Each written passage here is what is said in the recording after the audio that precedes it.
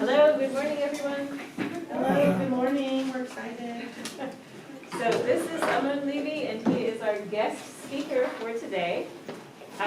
Just a little welcome to our speaker.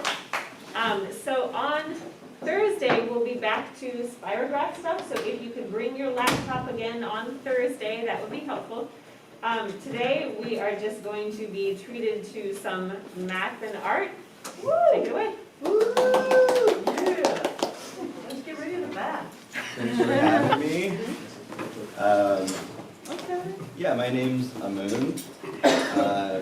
My moniker is Altarbeast, which I'm not sure if any of you guys know the relevance or relationship, but that was an old Altarbeast was a old Sega Genesis game that was really silly. It was this primal guy who like runs through these like Roman column landscapes and gets these power-ups.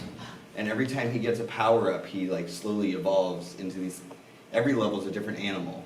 So if he gets enough, he powers into like a bear or like a wolf. Is he the one that has a beard? Yes. And Yes! it was this really crappy animation of him just like slowly morphing with flames around him.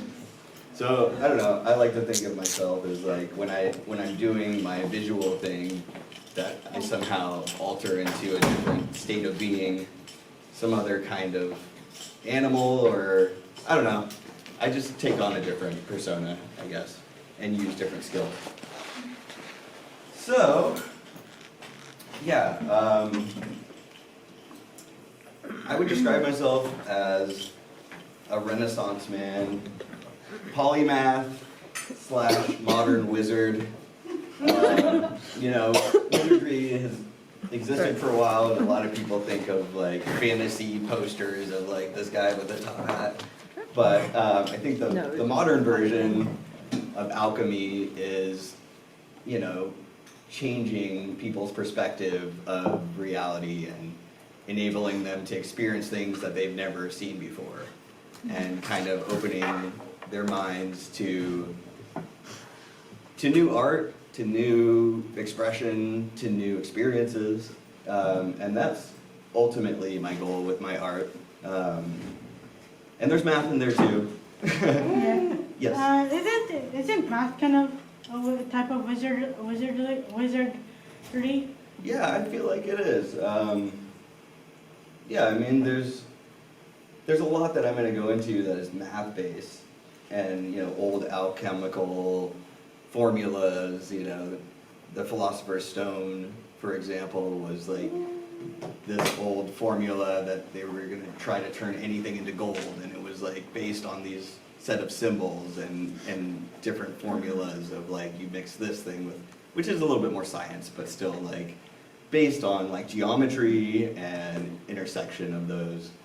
I guess I'm going off on a tangent and I don't have that much time, so I'm just going to keep going because it's very ambiguous what I'm talking about, and I'll just show you guys what I do.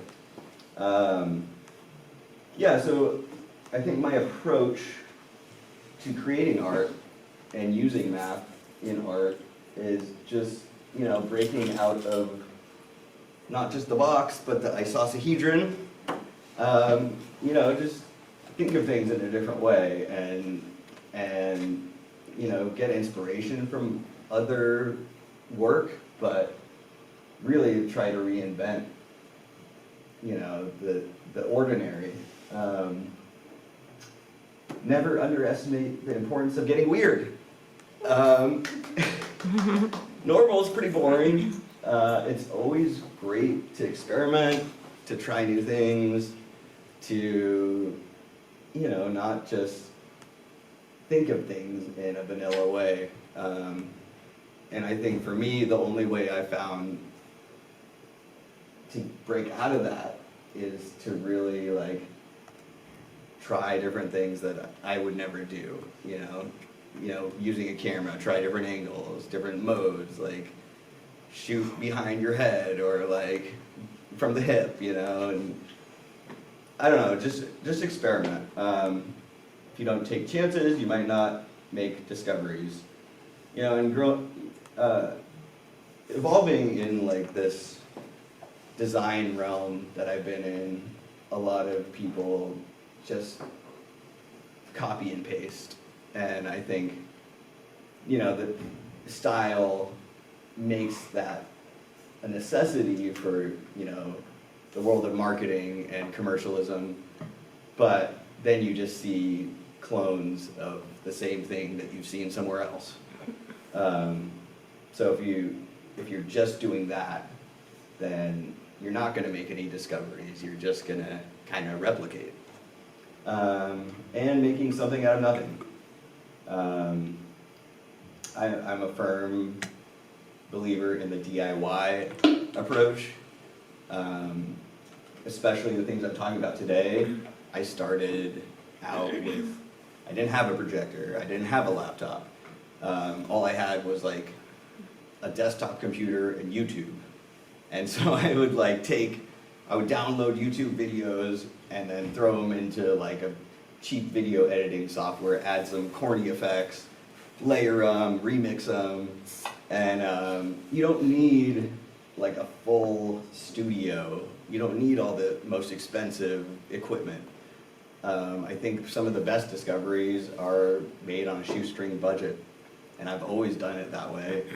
You know, nowadays I'm buying a lot more expensive equipment to facilitate my bigger ideas, but I think even then I start off projects just, you know, with a pen and paper or, you know, some cardboard, and I'm like cutting them into shapes, and, you know, much like this shape that I made out of foam core, which I'll get back to later. But that's really cheap. I mean, the whole thing probably cost me $5 to $10, you know, versus somebody who would CNC that or use like a 3D printer, and their budget would be like thousands of dollars.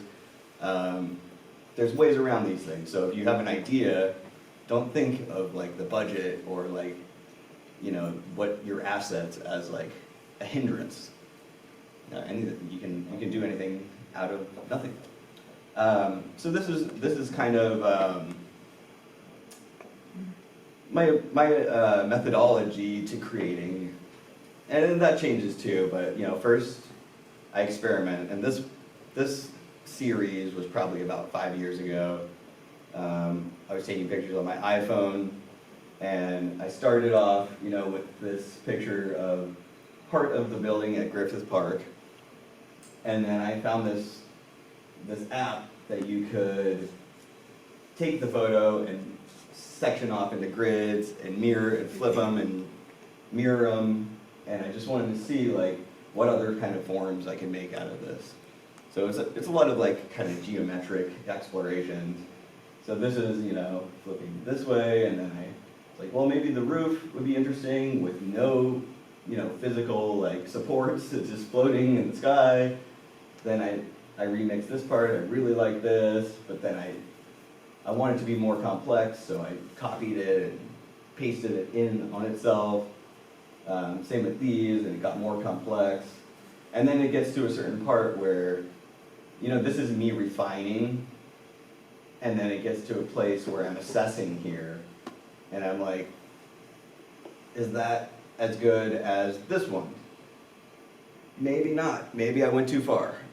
So, you know, it's a matter of like pushing yourself and then stopping, assessing, and maybe taking a step back and then reinventing all over again. Is that the same photo? This is the same photo as this one. And I think the photo itself was a little bit bigger, but it's mostly just this photo. These are all like derivations of that photo. And same with this one. I couldn't find the original, but like the original, you can imagine what it was. It's just a cloud at sunset, and this is just a mirror on all sides. And then I just took some cheap apps and just went to town on it. So this was a cool series because it allowed me on the go to kind of just explore. Like, you know, I'm at a coffee shop or something, and I'm like, oh, I took these pictures. I'm waiting for my food or my coffee. Let's see, like, do a quick sketch. And I didn't have to be at home on my computer, and I could just kind of remix things on the fly. I went to school at California Institute of the Arts for graphic design with a focus on motion graphics. At the time, motion graphics was kind of frowned upon. It wasn't as high of an art as, you know, like branding or, you know, print design. But as I was graduating, it became very popular and very lucrative. So these are some of the experiments that I did while I was in Cal Arts. And Cal Arts really prided themselves on their whole approach to learning was based on the Bauhaus School of Art, which was a German school in the 1920s that was postmodern, and their whole theory was interdisciplinary learning. So they would, you know, their dance students would collaborate with their fine art students and with their, you know, the rest of the artists, and really boiling things down to a primitive in order to kind of propel their thought process, you know, minimalizing something and then getting the most out of this kind of utopian kind of creation. So my approach has always been very non-typical. Like this CD cover, I cut out my own, instead of using like a font, I cut out my own letter forms, took photos of them, rearranged them. This was for like a jazz album that they make yearly at Cal Arts. I did a lot of silk screening, which was a really cool process. This is some motion graphics. This is actually maybe one of the things that most applies to this class specifically. This is a typeface built with this software called processing. And processing is a programming language for designers. And it has evolved into P5J, I believe, which is a version that is JavaScript instead of Java.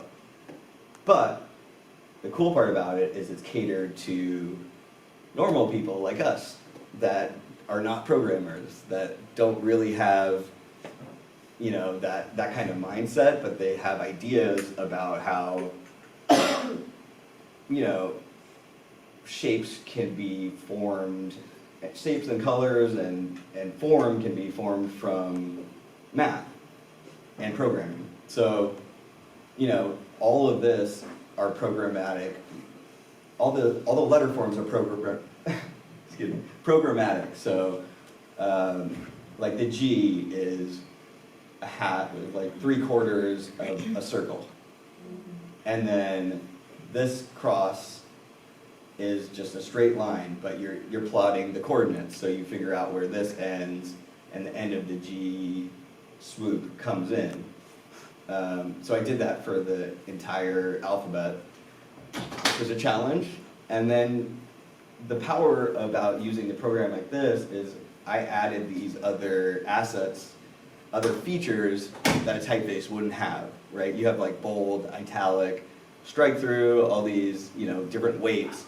But in this one, I added how many duplicates, how many lines, how thick of the line do you want it, what colors do you want it to gradate from, and those can all be, you know, turned into knobs or sliders or, you know, adjustable parameters that can get you something that, you know, a typical typeface wouldn't. So that was a cool intersection for me with design and math that kind of, you know, bridged the gap. And I would encourage you guys, if you're interested in learning generative art or using your math and seeing that in a visual form, to try out processing. It's open source. There's a lot of good community there. It's also the software that you can use with Arduinos. I don't know if anyone's familiar with that. Pretty much the same language that you can use with the hardware devices. So there's different libraries and you can input like a webcam library or like a, you know, servo motor library and kind of build your own code around that. And this is also using processing. This was one of my first projection art pieces. And what I did, I'll give you guys the secret sauce that is kind of, you know, I don't tell everyone my process, but I think it's interesting how I approached it. I took an audio equalizer that somebody had already made, you know, with these open source formats. There's people who make, you know, all these little modules. So it was just an audio frequency analyzer, and it had different bars for different frequencies. And because they already had those variables in there, I was able to pick like low end frequency and translate that into a certain shape. So I can't remember exactly like the parameters, but what it would do is like when a frequency hit a certain height, the shape would grow, and once it reached, if it was equal or greater than, in the math terms, then it would change into a different shape and change the colors in a different way. And also these lines around it also reacted to the audio. So I'm really into like the idea of synesthesia, which is like, you know, translating one sense into another, or feeling a sound, or hearing, you know, a shape. You know, like the idea of like different sensory perceptions can overlap in that way. And I haven't tried the audio yet on this system, Oh, wait, so here, hopefully hold on. it's. I'm usually pretty good with I mean, these are really loud and kind of obnoxious anyways, but it would be nice to have a little bit. You have your audio on your laptop, unmuted? It's on, It's not muted? no, Okay, but you'll hear it when. Go ahead and play. Okay. So me and my buddies had this like kind of typical experimental art rock band that we would play out in the grass. We found an outlet out in the yard, and we had like half a drum set, circuit bent keyboards, made our own contact mics, and just, you know, it was our outlet because we were trapped indoors on computers all the time, and we just decided we were gonna annoy everyone with these weird experimental sounds. So this was our first like nighttime performance show, and we all dressed in white so we could get projected on against a white wall and become the projections. So it's kind of what it looks like activated by audio, No sound. or lack thereof audio. No sound. Oh, I wonder if I have to, You have to pull sound up on your, oh yeah. boy. My whole presentation's just, Uh-huh. all right, sorry guys, that's it. Let's see, where to play sound? Epson? No. That one, Yeah. Neutron? Yeah, you have to like choose, and pray it works. yeah. And the volume's muted, so if you. Yes, you have to unmute unmute there, volume. Unmuted. It's right next to your mouse there. Click on the speaker, Nope. Sorry about next that. to the volume. Oh, Yeah, this click one. on there, maybe. Ah! Everyone hear okay? I think that's a good volume. Any louder than this. Oh yeah, and also there's gonna be like, I forgot to preface it, but there's gonna be some like flashing and loud and fast music, so if anybody has any issues with that, like just let me know and I'll tell you when to step out. But yeah, so very experimental. But we're focused on like sonic waves and just kind of like, I don't know, there's something to like jamming that's freeing and just lets you kind of play around and experiment, because none of us were musicians at all. But you can see some of the shapes are like reacting to the actual audio. And this was all built in processing. And then I built a couple different variations of it. So like we play for like 10 minutes and then I switch over to this other variation that, I think this is built out of a matrix of circles. So they're like repeated circles, and then instead of the equalizer bars, it becomes like these stacks of like colorized circles. Like I said, I like to get weird sometimes, but I don't know. I think this was kind of the origins of me experimenting with projections too, which is kind of what this whole talk is about. It's like I'm a projection artist, I'm a DJ, I'm an installation artist. Those are kind of my real passions. Okay, then wait a second. How do I? Okay, there we go. Now it's not full screen anymore. What happened? Yeah, I don't know. Sometimes it goes. You have to like ask it again to do full presentation mode when it Well, plays there's like no- from YouTube. But there you go. That's okay. I'll just go in browser. So this is leading into like my projection work. This is a reel of my projection work from 2015. So it hasn't been updated, but you can see kind of my progression.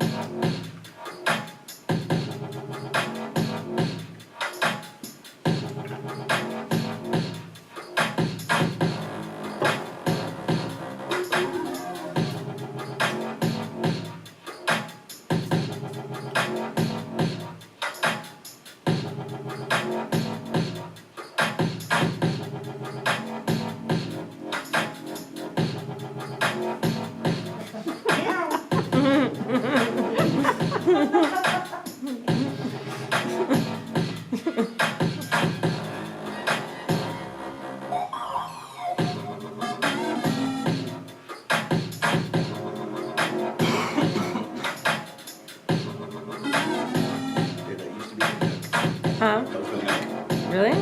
Way different. So some of these, I would, when you see this like deer hole Opry sign, that was the deer lodge in Ojai that me and my buddy had a residency at. And it gave me, I'll go ahead and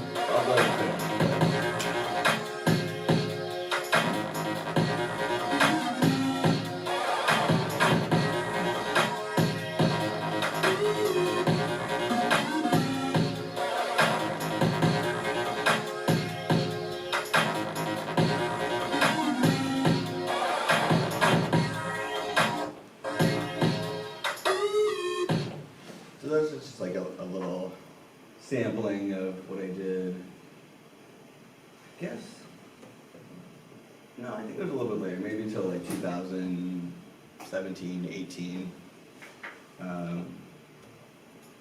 No, next. Oh yeah, so this is, do I hit Control F? Hmm. For what? You trying to full screen it? Yeah. Right, that's fine. F5? Wait, Oh, what? Turbo. No, I don't want to. Would it be F11, it's usually full screen? oh yeah. I don't. What? Just I'm gonna leave it because. babe, just refresh it and then do presentation mode again. That's okay. normally what I have to do. It kind of sucks. We'll close our eyes. Yeah, there you go. Okay, I'm Yeah. gonna start all the way over here. My name's Amun Levy. Missed his first 3 minutes. View. View. But then if I go, It'll probably break again. yeah, I'll probably break it again. We'll see. It's okay. Yeah, it's weird when you click on the YouTube videos, it like takes you out of there, and it bothers me a lot too. Yeah. Yep. I don't know. Look. Yeah, so a lot of that footage in there was from the Deer Lodge where we had a residency, and we would do, me and one of my best friends, who's a DJ, would do a dance night every other Saturday. And we'd have a guest DJ come. Whoever is like at the top here would be like our guest DJ that we'd showcase, and then me and him would DJ, but it would give me, every time I would build a different stage facade that would allow me to kind of experiment and try different projection ideas in a very low stress environment. You know, we didn't really get paid that much, you know, and everybody always like wanted to see something different. So people would walk in and they'd be like, I don't even feel like I'm at the same bar. That, like, where am I right now? And that kind of, to me, meant that I was doing something right, because we're kind of creating a brand new environment and taking people out of their normal comfort zone and just creating a unique experience. So we did that for a long time, probably like 2 or 3 years. This is only like maybe 1/10 of the shows that we've done there. And I also designed most of the flyers, which was fun. These are some of the shapes that I created throughout that process. And we could just kind of, and I brought this one to the city. I don't know if anyone's familiar with that festival, but this was like the facade of one of the underground stages there. So you can see in the middle, the DJ looks through this Penrose triangle, which is an impossible shape that kind of wraps in on itself. This one, I wanted to do like some kind of like animal creature, and so I got these different eyes from different animals, and Like an I was able owl. to put that in, projection map that into the shape. This one was actually really intense DJ. You know, I do a lot of these events. Sometimes the DJs are not what you expect them to be, but it's always a challenge. Like, sometimes I'm doing shows for live bands, and that's another challenge. You know, you have to figure out how to navigate around like a 5-piece band, and where do you put the projectors so that they're not casting a shadow. So there's a lot of factors that go into this that are just kind of like logistical nightmares sometimes. But that's part of the puzzle that I enjoy. It's like, you know, like when I came into class, I'm like, okay, where does this go? Where does this go? So people aren't in the way, everybody can see, like there's a lot of factors involved. Nobody's tripping over the cord, that kind of thing.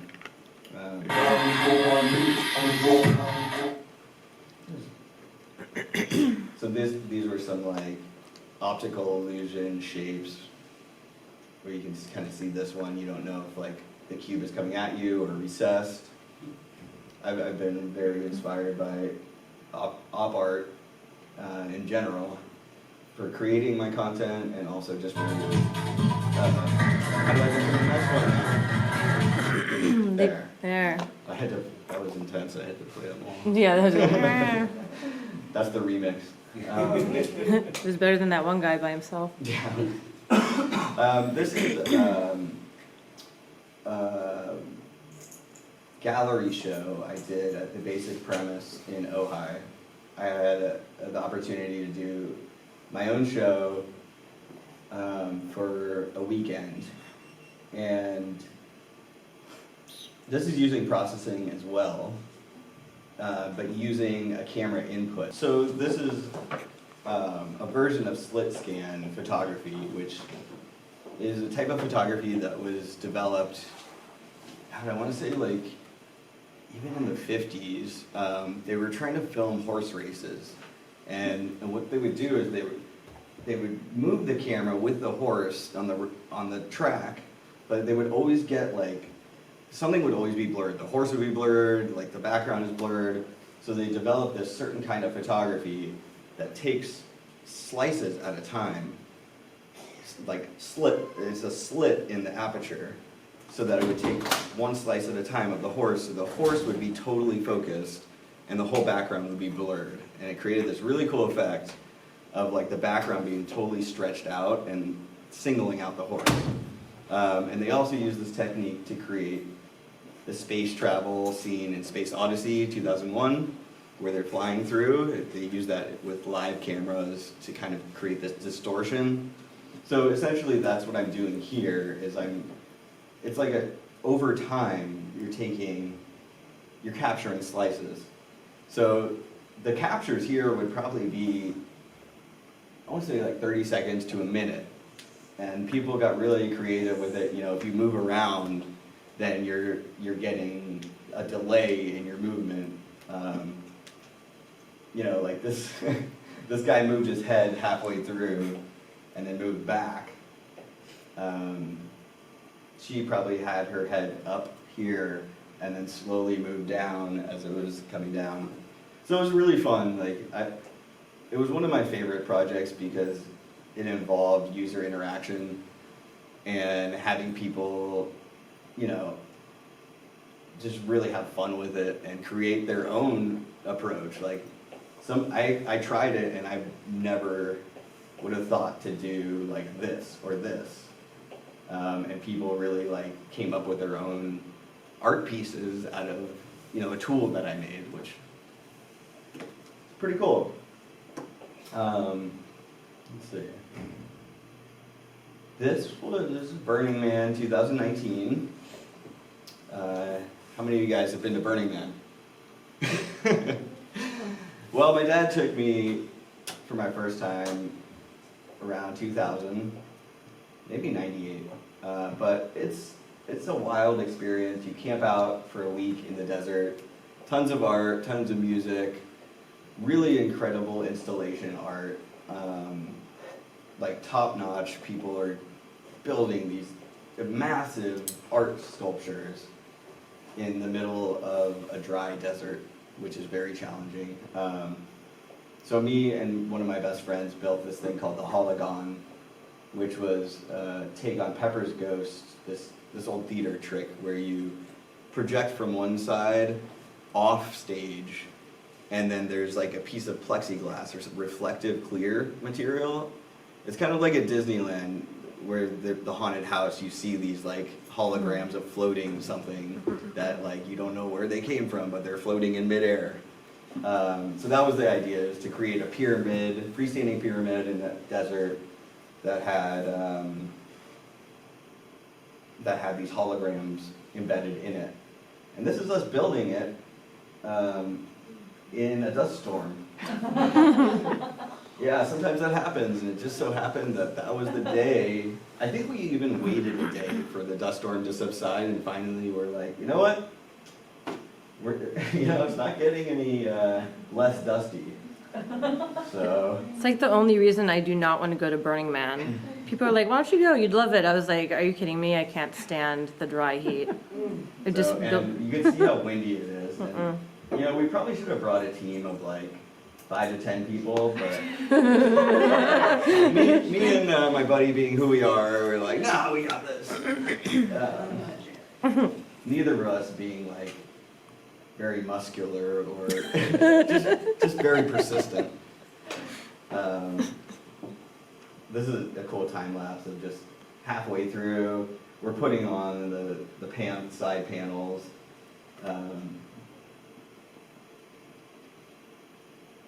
And it's tricky, out there it's so dusty, and you're dealing with electronics, and you don't want the piece to break halfway through, because it's a week long, and there's probably going to be more dust storms. But this is kind of like what it looked like. We're projecting downward onto like a sheet, like a stretched material, and then that reflection on the angled plexiglass creates that illusion of a hologram, which is, pretty cool effect that you could kind of see it floating along like this horizon of art installations and lights. And then this was like kind of one of the things that made it worth it. These two guys would come here at sunset and like they got drawn to the art piece, and there's like, we feel like this is like a really powerful piece, and we want to like connect with it, and they come out every sunset and play like a little jam on their little instruments. And so when you like when you get people that really like resonate with your art and like honor it like that, it makes it worth it. You know, it wasn't the biggest installation, it wasn't the brightest, but like just having a couple people like that really makes a difference.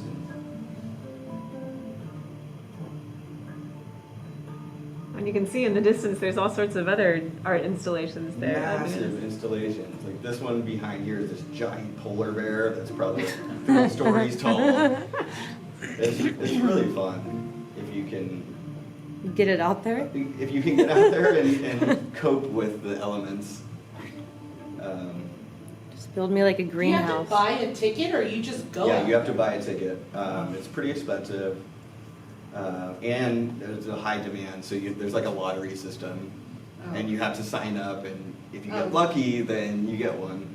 But then, you know, some people sell them afterwards. They resell them Don't at a you? premium.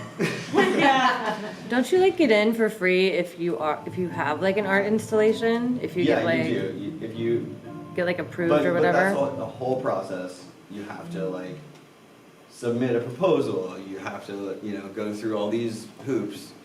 I mean, but it was worth it. And then, being the crazy people that we are, me and my buddy also took on some commission work from these plug-and-play camps, which are these millionaires.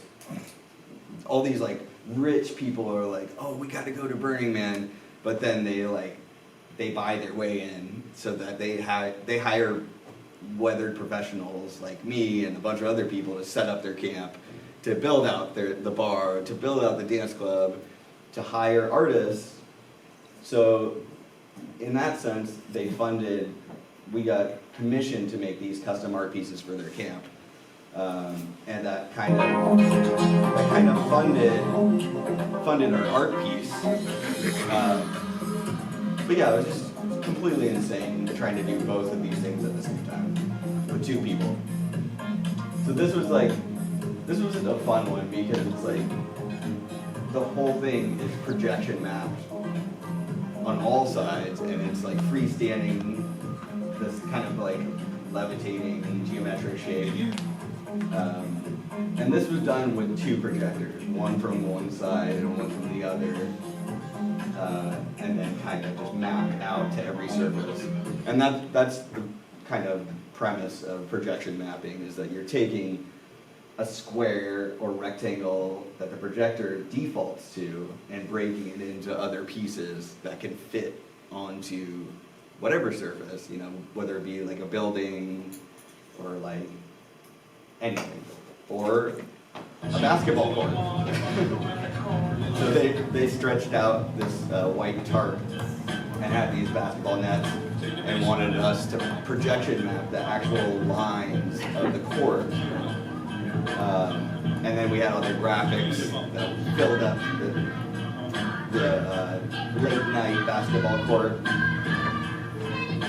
So in this scenario, we had one projector angled above one hoop, and then one on the other side, and then crisscrossed this way, and keystoned in the middle. I don't know if that makes any sense, but that's how we did it. This is like one of the biggest stages at Burning Man, and they have this this one night called White Wednesday, where everyone dresses all white, and that's the thing.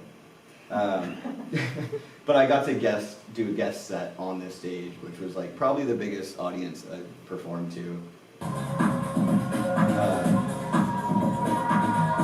So these shapes I got to do my visuals on. But it's always, you know, this is a good example of like doing projections. You always have to compete with ambient light and other effects, like lighting artists, or in this case there was, you know, flames coming out of the stage. So you can't see the projections if something else is happening.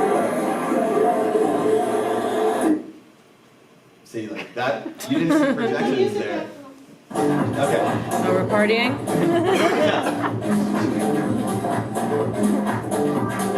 But pretty fun.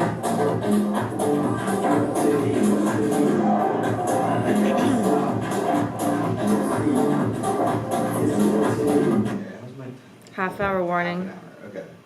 I gotta keep going. Here's another thing that I did in Ojai.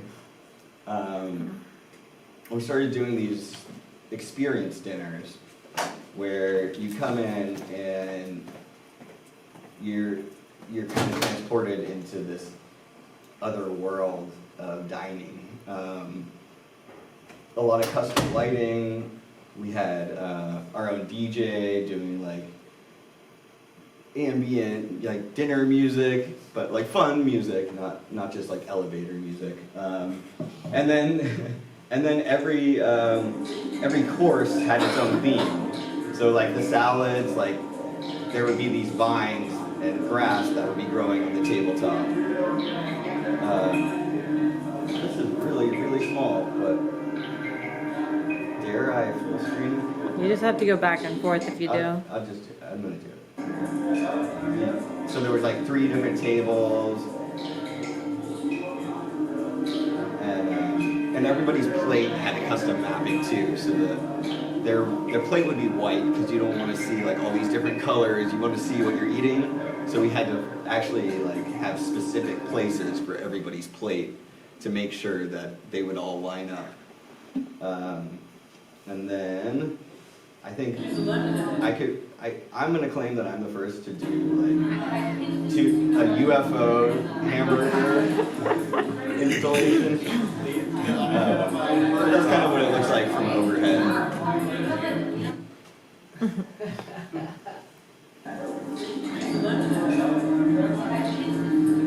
I'm just gonna keep it in the browser.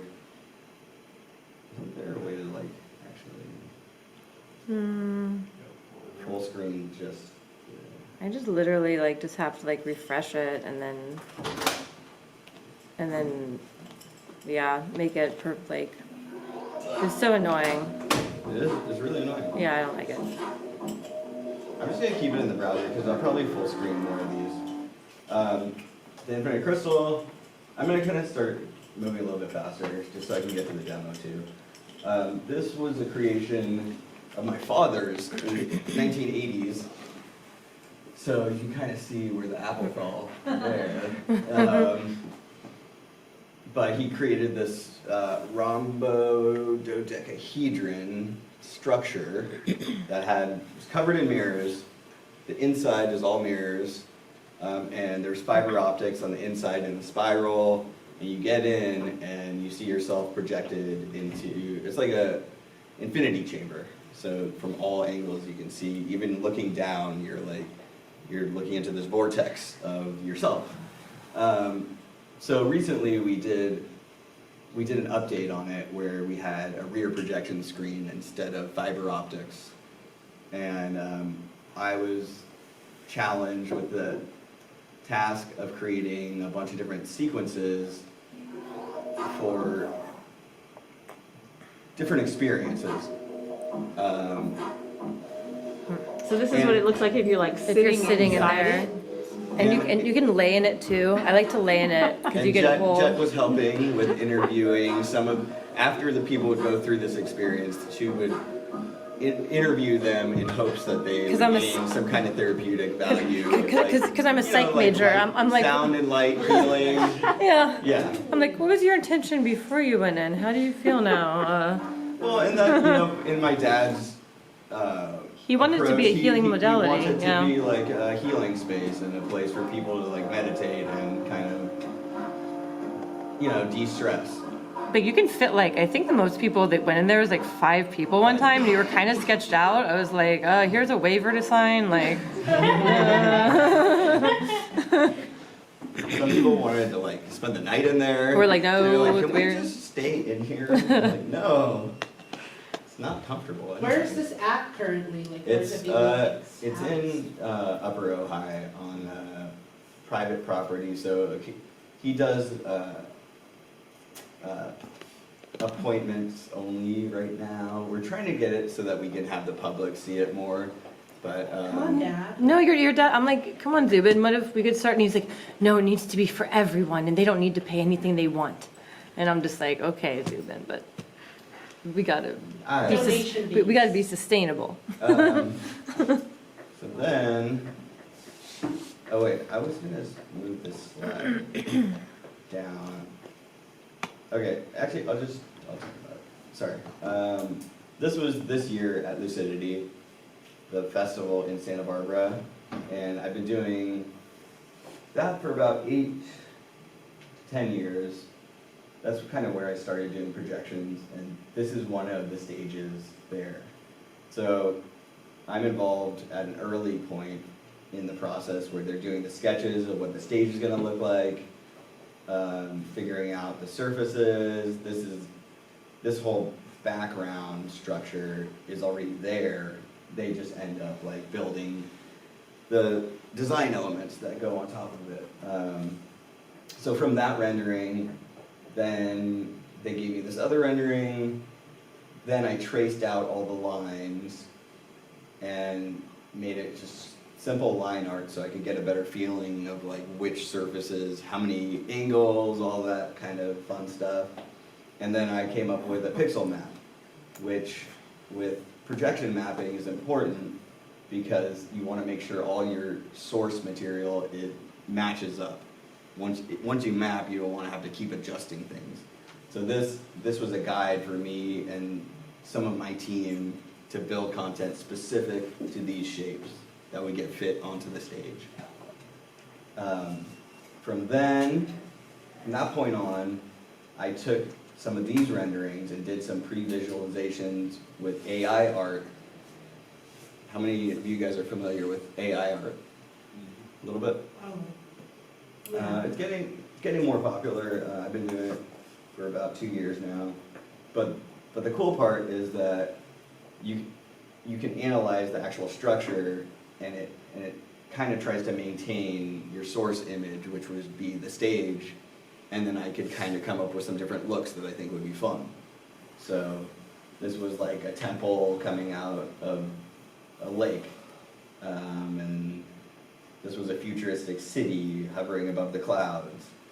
And then I realizing that I would need to separate all the different surfaces, I would take this actual slice map and feed that in, and then just get specific shapes that would fit onto each of the pieces of the stage, versus having one big one that probably wouldn't match up. Then I could single out the elements. So this was like amethyst, crystals, some more crystals, labradorite crystals, some ancient temple kind of stuff, a mushroom that didn't really line up like I would like it to, but this is what the stage ended up looking like. And we had a bunch of different looks for every set. I led a team of 3 other guys, DJs that would, every DJ set there would be a different visual artist. So it would change up the looks so you didn't just get bored of the same thing, same look happening every time, different colors. This is what our front of house looked like, which is where all the lighting people hang out and the VJs hang out. This is one of my guest VJs. He's plugging into my machine, the control machine that does all the mapping. And then the mapping goes out to 4 projectors, 2 on stage for this back wall that are blended in the middle, and we had to run those cords underground, 150 feet to the stage, and then 2 really bright projectors in front of house that would point at the stage and split in the middle, you know, one would take half, the right half, one would take the left half. And then this is what it looks like when it's all mapped out.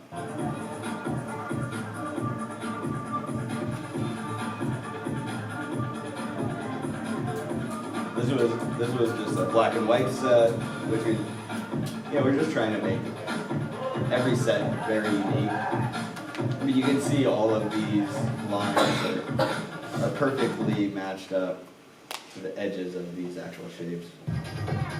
This is this is a really intense set. I like the look on the belt. In the demo, are you gonna explain like why the light is not just like going anywhere, why it's like confined to those little shapes? Yes, that is exactly what I'm gonna show you. Okay. If I have time, okay, I So, yeah. should move on. Yeah, because when you walk up to the stage, it's just like a bunch of shapes. It's not flat, you know? Oh yeah, like this kind of shows a little bit more of the dimension of it. AI art. I think I might gloss through this, but I went pretty hard on AI art over the past Yeah. what, a year and a half. Yeah, those were like your early weird ones, These and are I was like, I my don't know. earliest NFTs, and I decided I was gonna get it. I wasn't getting a lot of projection work because of COVID, not a lot of events, so I decided to create AI NFTs. So I'm in that world too. These were my first ones, or these aliens. These aliens that I think the backstory was like, they came from a world where everything was monochromatic, so they came here to get colorful paintings in full spectrum, something like that. I'm an avid mushroom forager, so I love like all the mushroom shapes and forms. This was a series called Thy Royal Beasts. Just a lot of animal royalty. It was kind of fun. This collection actually sold out, which was pretty awesome. Collection of 50. This is a model based purely on mushrooms. And the idea behind, I'm going to stop on this one for a little bit because I think it's very math-based. How these AI models are made is you're getting a sample set. So I downloaded thousands of images of like really high-quality mushrooms, cropped them out to be like centered, not a busy background, curated everything. Then you throw those into a training session with Python, using Python and certain people's notebooks. And it analyzes the form, the color, the textures, and build a greater understanding of like what makes, in this case, a mushroom. And the more you train it, the more refined it gets. It feeds it back in and does this loop where it's analyzing, then kicking out like this. What this is called is a sample set of fakes. They're not the real original files, but it'll give you this grid of like 1,000, I think in this case it was like a couple hundred, and then you can see how the process is going. You can see how refined they are. So is this like supervised or unsupervised? Like that you generate it and then you say, okay, these are the good ones, and then feed them back in? You or- generate it and then you're monitoring it. Like this model was 2 trainings. One I let go, I think, for 2 days. It takes really high power GPUs and a lot of time to train these things. So I would check on it every so often. It gives you checkpoints, which are specific model files, and these sample sets. So you can look at all the sample fakes and be like, is it refining it more? And at a certain point, it gets diluted and starts getting blurry and losing structure. So then when it hits that curve, you start to know that you hit the sweet spot at some point. Okay. But once the original model was trained, then I brought it into, then I used AI on that model to create a stylized version of the mushroom, which is actually what you're seeing here. It's like kind of a little more fluid, more colorful version of regular mushrooms. Fed it back into this thing called StyleGAN, which basically does the same thing. It analyzes everything and tries to figure out in latent space the connections between all these different images. So wait, so like Python is, like, I don't really understand Python. Like what? Nobody does. Okay. Well, Just AI feeding AI. it's just Yeah, but like it's using. code-based. You know, it's code kind of on a loop that's analyzing something It's not super and coming dissimilar up. from R. It would really, Yeah, like, just like a the hard coding part thing. about this Yeah. is it would I've take seen them like doing stuff. probably a couple I don't- days I don't to really understand. explain exactly how it works, but basically it's analyzing a group of photos, and it's almost like Google Images. Like there's an algorithm there that knows like what something looks like and will kick you back. Like if you're looking for a rainbow, it's like here's a selection of rainbows, because it's learned what that looks like and what the colors are and the form and the structure. So then StyleGAN is unique that you can take one of these, once the training's done, you can say this one, I like this one, I like this one, I like this one, and you can, in latent space, do a latent spacewalk, is what they call it, that interpolates between the selections that you made. That is cool. Yeah, and I work in motion graphics and animation, and there's nothing else that I found that can do this kind of animation in this kind of a fluid space. It's that's kind of what propels me, is finding new ways of like representing form and just creating new things that like people have never seen before. Also, you have 15 minutes left. Are you gonna map that shape? At 15 minutes? Yep. All right, okay. I might skip my professional work then. Yeah, I don't know. I would skip it. I would map Okay. your shape. Well, I do some stuff. He's like, I do stuff. This was on a cruise ship. So this is like kind of from my hobby leading into more professional work that I didn't realize it at the time when I started, but that it would kind of cultivate into something that would be part of my career. So I created content for something like this that was on a cruise, like this flagship cruise ship for the Royal Caribbean. Stayed in a cabin off a floor on a cruise ship for about 2.5 weeks. Got a little bit of cabin fever. Our whole workspace was another cabin that we called Render Jail. We were rendering all these crazy resolution, big screen visuals just in this tiny little room. Okay, that's enough. More, I do a lot of work for Decker's brand, specifically Hoka shoes, and they do conferences in their conference space. So I end up doing, they do internal conferences they fly out all their like execs and talk about their season and their numbers and try to hype people up and all that. So then I help them, do really boring stuff in the background. But I'm also like animating some of the logo coming in, and it's like I really have to show restraint and just be like, I'm not the center point. Like it's not like a visual extravaganza. It's just an ambient environmental kind of thing. But suffice to say, these actually pay the bills versus but I found a good happy medium. This is Wonderfront in San Diego. This is me holding an LED panel, being a dork. This is the whole stage, blah blah blah. I'm just gonna skip all this because I want to do the demo because it's gonna be fun. Yeah. There. It says demo time. I'm gonna do it. Yay. Do it. Cool.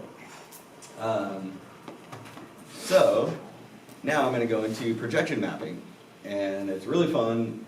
It's one of my favorite parts of the whole process, and it's very mathematical in a way where it's like there's a lot of angles and geometry, and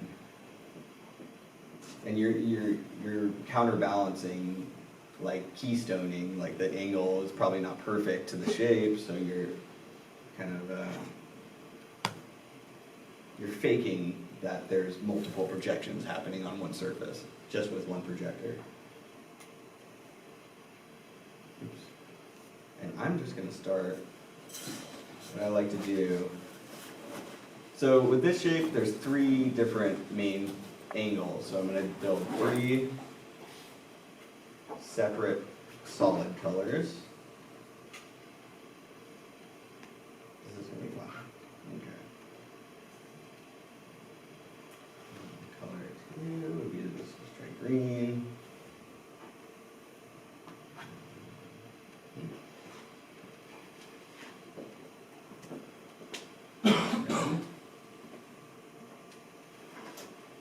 Green.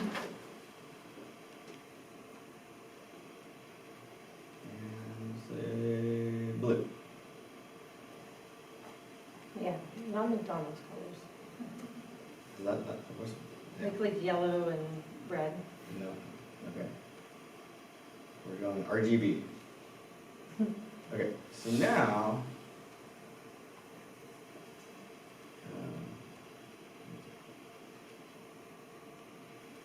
I am going to take a slice from.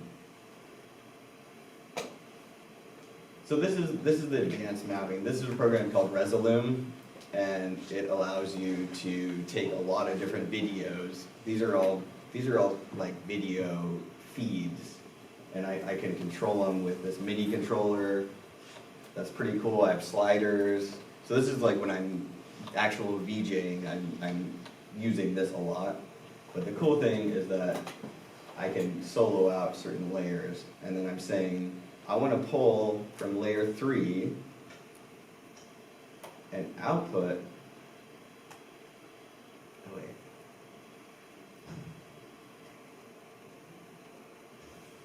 Actually, I lied. I'm not that one. Okay. So let's start with a triangle because that's what we're outputting, right? And we're just gonna take this. So basically, you're just trying to match everything up. And I think I'm just gonna start at the bottom.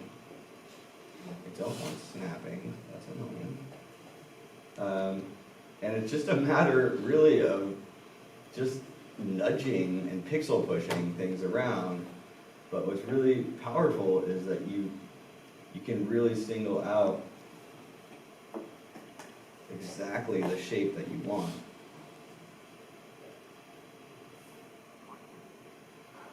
Oh, did you turn this camera over that way? What are you gonna do? Just turn it to the shape, Okay. I guess. Yeah, Okay, now now you can see it. good. Okay.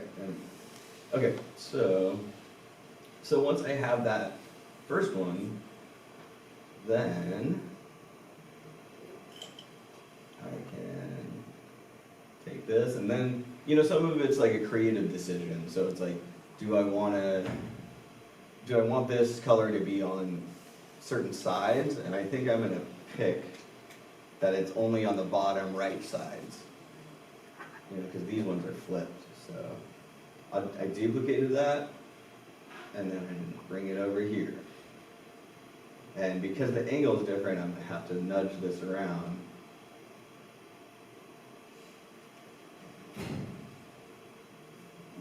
Cool, that looks good. In a like professional or at like a serious gig, I'd probably go up to it or have somebody up there.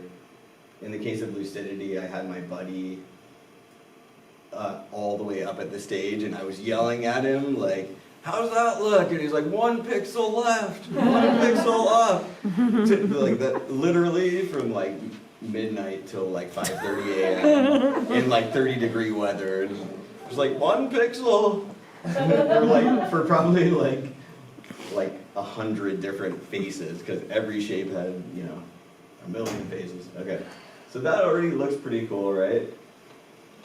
We got that side. Now let's do. Okay, so I'm going to turn that off for now. Now we want these all to only pull from blue, which is layer 3. Okay. So this is just a single projector that you're using, right? One projector. One projector, and Yep. and you're making it project like some. Like, how do you get it to project black versus color? You're just getting it to print a picture of some black and some color. Well, the black is just the absence of color, right? Yeah. It just seems like magic. It seems like magic, yeah. You're masking out the light. So imagine if you had like, So like, as if you had an actual piece of construction paper and you were putting it in Yeah, front of the yeah. bulb, except you're doing it digitally. yes, exactly. Like if you cut, like you have something like this, you cut a triangle in here. Okay, You put it like in front of here. so that's what you're doing digitally. Yeah, but in a lot easier and more precise way. That's what's so powerful about this kind of software. There's other mapping softwares too, but I've just found that this one does the job quite nicely. So now this one, I want this to only pull from the red channel, which is layer 2. Even though they all look red, they're not. So now I'm gonna turn that one on again so I can see, okay, where do I want these ones to go? And, you know, this is another creative decision, but I think just to make them look 3D, I'm gonna try to pick a light angle that would be kind of how like a 3D shape would get lit. So the cool thing about this too is once you have the starting ones, a lot of these things snap into place. Like you can snap it to that corner. Makes it a little bit easier. But also sometimes that doesn't always work. Like you can see the corner of this looks like it needs a little bit more length. You need someone to be yelling at you about pixels. No, I need a break from that. Okay, so I'm gonna get there, there, and this should snap. Cool. And then go here.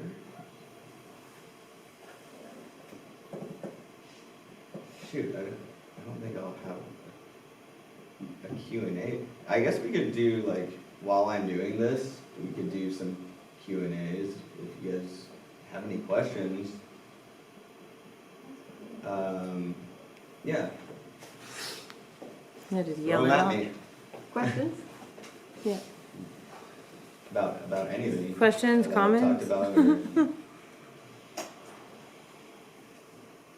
Okay. Really cool, I have a amazing. question. Yes, What's like the biggest stage that you want to appear on?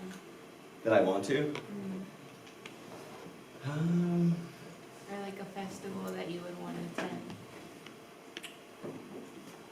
There's this one festival in Costa Rica called Envision. Oh, that would be is sick. really incredible. Their stages are always like over the top, and you're in Costa Rica, so that's pretty cool too. I want to go to Yes. Costa Rica. Do you rather be like for a festival, or like is there an artist that you really want to do a projection for? And be like, I did this for this guy. I think it's more of like I'm more excited about big, unique stages than artists themselves. So, you know, a lot of stages, the default is just one big LED wall, but I've seen that a million times. I've done that. Yeah, I think for me, it's more of like the more progressive the stage is, and the more it kind of pushes me out of my comfort element, and just seeing your work huge it's pretty awesome. So big and unique, I think, is the key. You get a little nervous sometimes though when you did main stage on Lucidity. Oh, I totally get nervous. It's scary. There's it so can be many people there. nerve-wracking, 'cause it's, you know, Yeah, you're showing to a ton of people, and yeah, in my case, the big headliner that I did Sunday night, we swapped HDMIs with the last guy, and it just went straight to my desktop. So when the guy started, it was just my desktop background, and I'm like, oh no. And for the first minute of the set, which was kind of important because you want to like start with like something really cool, it was just me like troubleshooting on my screen on this big LED wall. I'm just So like, that kind of stuff happens, and you know, at that point you just gotta like muster up your courage and be like, all right, I'm gonna fix this, and you know, try not to pee some your people pants. might not even notice, you know, they're talking to their boyfriends or girlfriends, or like, you know, they don't really care that much, as much as you think that they do, or they, you know, some people see it, but they're like, this happens, you know. Yes. I see, like, currently, because the green's so bright, Yes. it's changing the red. How would you compensate for that problem? Or just kind of? Yeah, and that's an interesting thing too. Like, yeah, in the red there, that's full brightness. But yeah, even just like this, you can see it's reflecting on the other surfaces, which, you know, can be problematic. Is there a way to increase the saturation in one that's being like washed out by another or something like Yeah, that? Like, or can you do that what I would individually? just do is turn down the red, you know, the opacity of the red, turn that down. But what's cool is like, usually I'm not doing just solid colors too, so, you know, they can interact like that, and I think it's also the surfaces of the foam core is a little bit shiny, it's better to have matte. So if you really like were gonna do this for an installation, you would get special projection paint that's like matte, that wouldn't like reflect as much. But what I was gonna show real quick is once you have these mappings, then I have this, I'm a content creator too, right? So I'm always creating, I have a big library of all this custom content that I can just drag and drop, and now every surface can have its own video. It doesn't show up on camera so nicely though. That's okay. Did I I have you a question, yeah. Yes. What would you say is like the biggest misconception of the work that you do? Oh, that's a great question. I think when it comes to like festivals and a lot of people that are like, oh, I want visuals, their assumption is that it's just kind of plug and play, that it's just a wallpaper, that, you know, we're not doing that much, you know, which is, it hurts because we put in a lot of work, and, you know, even while the artists are playing, we're constantly like doing these kind of like playing with the music, you know, and just like I have all these different effects, which, you know, I can't really get into now, but It's like very involved. Like It's if you very watch him doing involved. his thing while the DJ's doing his thing, he's like moving his hands and like looking over and like pressing. It's not like he's just like, oh, watching it go. You know, it's like sometimes I'll have videos of him. My dad's like, what is Amun doing? And I'm like, he's like making sure visually it makes sense with the music, that the stimulus isn't too high or too low. Because some people, like, if you're watching something and listening, it can be so overwhelming. Like, you have to find that balance, right? Where, yeah. Mm-hmm. so it's really fun too, because like, you know, there's just a lot you can do with it, and if anybody is like interested in starting to do this, I encourage them to experiment a lot, and, you know, maybe get the demo version of this software called Resolume. Resolume arena. If you send me links for the various Sure. software to choose, I'll put them up on the Canvas. Oh, page. Yeah, it's yeah, yeah. 11:50. That'd Do be you have cool. a special kind of projector, or is it just like any? This is, it's a nice Epson, but it's WUXGA.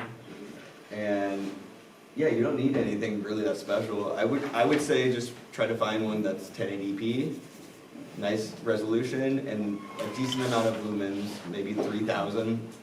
But you can get them for pretty reasonable now, maybe. I like to go to Epson's refurbished site. They have a lot of decent deals there. You probably get one for $300 to $500. Was that you asking, Glenn? Yeah, the starters. But it's, Glenn's one of my coworkers at the tutoring Yeah. center too, so. it's really fun. It's really fun to play with, and You know. you could do it in your bedroom or your dorm or your apartment or. Outside? I even have like a portable generator. Sometimes I do renegade projections.